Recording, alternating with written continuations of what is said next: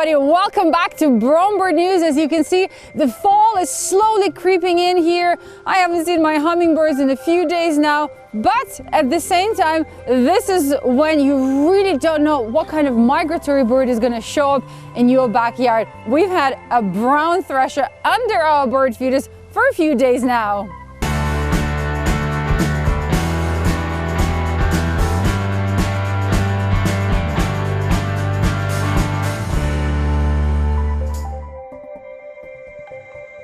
Well, if you have some cleaning up to do in your backyard, maybe a bunch of branches or a small fallen tree, don't rush to get rid of them just yet. Try to upcycle them. I'll tell you in a minute what I mean. So Steve Nichols in Massachusetts takes a bunch of branches and he turns them into logs like this. You see, he adds a little hook like this so you can actually hang it. He drills holes and then he gives these away as presents. He actually sent me one like this a few months ago. My birds went absolutely nuts over it.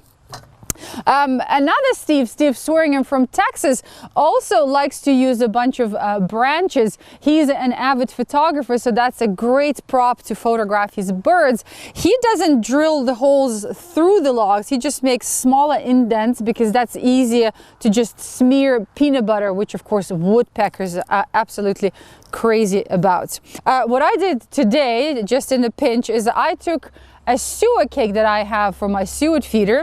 I tossed it in the metal bowl. I kind of broke it into smaller pieces.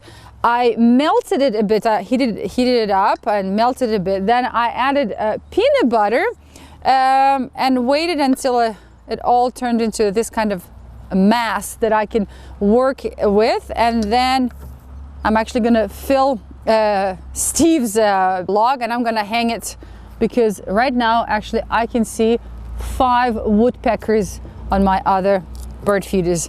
So this is how you can actually recycle or upcycle a bunch of branches and smaller trees on your property.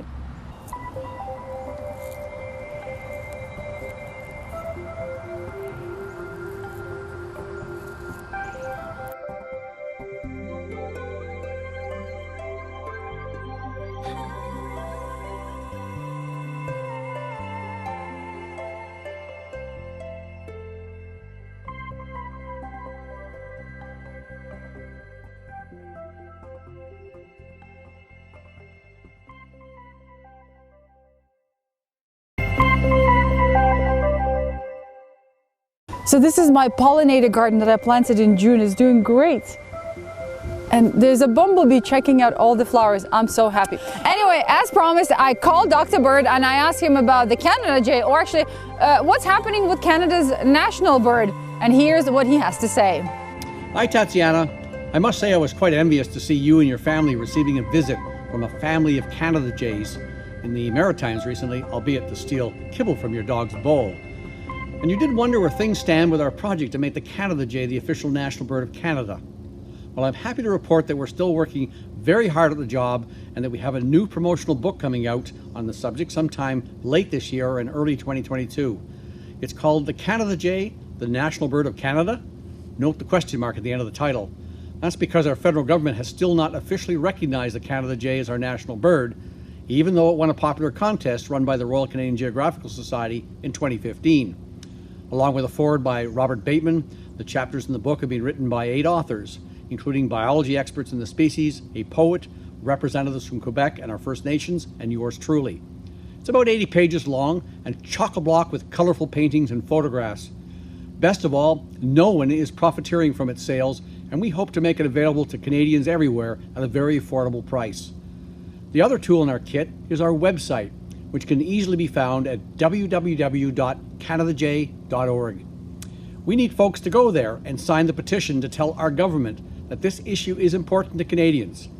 Of course, we've now had a monkey wrench thrown into the works with this federal election happening in September. Will we be dealing with the Liberals, the Conservatives, the NDPs, or the Greens, or all of them together? Stay tuned.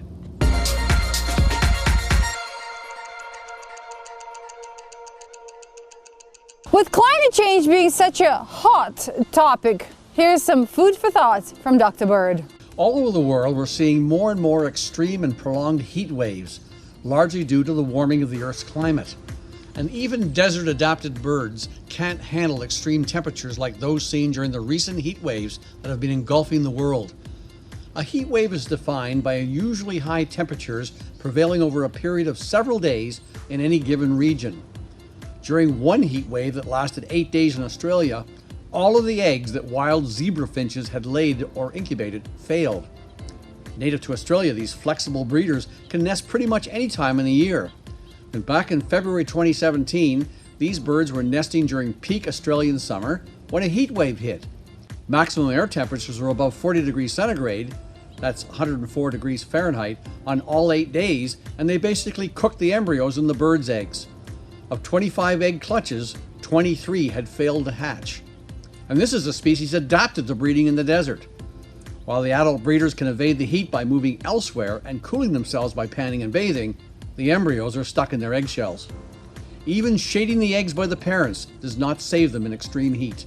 A more recent astounding observation in the Pacific Northwest in the US involves the nestlings of several raptor species literally jumping out of their nest way before fledging time just to escape the heat. Earlier this summer, Portland Audubon, a non-profit environmental organization, took in more than 100 Cooper's hawks over 4 days as temperatures soared to record highs in the 110s. Normally it might just get a dozen or so. According to climate scientists, it's only going to get worse, especially in those regions with dwindling water resources.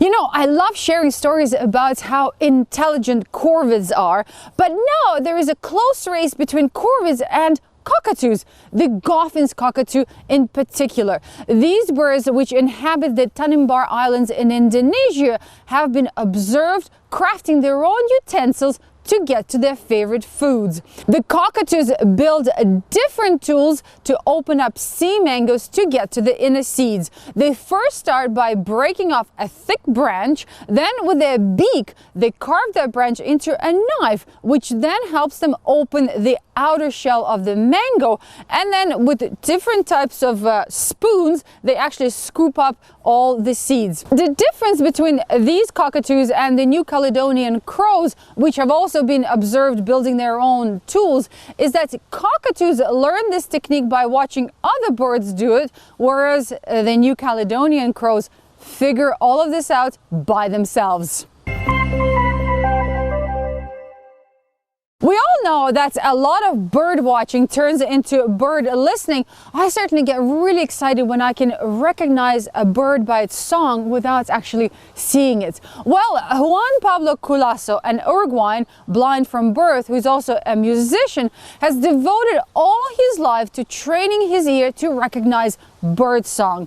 In April, he released the first song bird map of Uruguay with recordings of bird song from different regions of the country, and now anyone can actually listen to this amazing collection on Spotify. He said that being blind was actually an advantage in certain cases because a lot of Uruguayan birds live in very dense jungle, and one needs to have a very good ear to recognize or identify the bird because you simply cannot see it. He is now working on an tourism route in Uruguay for sight-impaired people, and he is hoping to do the same thing in Colombia. And how cool is that?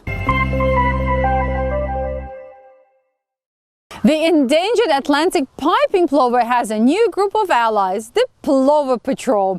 The group was officially started as a New York City plover project with a few concerned volunteers led by Chris Aliari, who actually has a PR firm in Queens, New York. But then the group grew to 50 members who, during the piping plover nesting season, head out to the beach on a daily basis to make sure that the birds are not disturbed by anyone. And even though these birds are endangered and are protected, unfortunately there are only so many parks police that are available to patrol the beaches. And in general, people do respect the birds, but here and there you'll get someone who lets their dog loose on the beach without paying attention to what's happening around them. The Plover Patrol not only helps protect the birds, they also take their time to educate people. And since there's still a few beachfront owners that are not too crazy about the protection that the birds are receiving, having an extra set of eyes alongside the park's police certainly helps out. All right, it's time to wrap up. The wind is really picking up. We're actually expecting showers later today. Enjoy your week, enjoy the migratory birds, and if you have a minute or two, stop by and check out all the beautiful pictures on our Spread Your Wings and Fly photo contest. Take care, everyone. Goodbye.